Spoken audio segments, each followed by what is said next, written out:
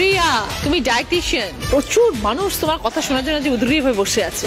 একদম। কি খাওয়া উচিত, কিভাবে নিজেকে সুস্থ রাখা উচিত? অ্যাকচুয়ালি মানুষের যেটা ধারণা থাকে যে স্যুপ আর স্যালাড খেয়ে ডায়েট করতে হয়, বাট আমি সেটাতে বিশ্বাসী নই। আমি মনে করি যে ওই ডায়েটটা অনেকটাই মোনোটোনাস হয়ে যায় লোকের ক্ষেত্রে।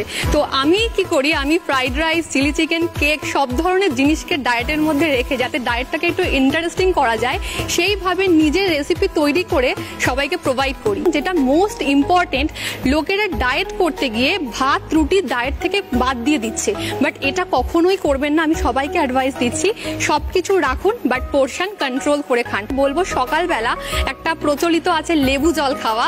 এইটাতে কিন্তু লেবুতে অ্যাকচুয়ালি ভিটামিন সি থাকে আমরা জানি, এবং যখন জলের মধ্যে সেই লেবুটা আমরা দিচ্ছি উষ্ণ গরম জলে কিন্তু লেবুর ভিটামিন সিটা নষ্ট হয়ে যায়। যদি লেবু জল খেতেই হয় তাহলে কোনো খাওয়ার পরে খাওয়া হোক, সেটা হজম হয় একদম।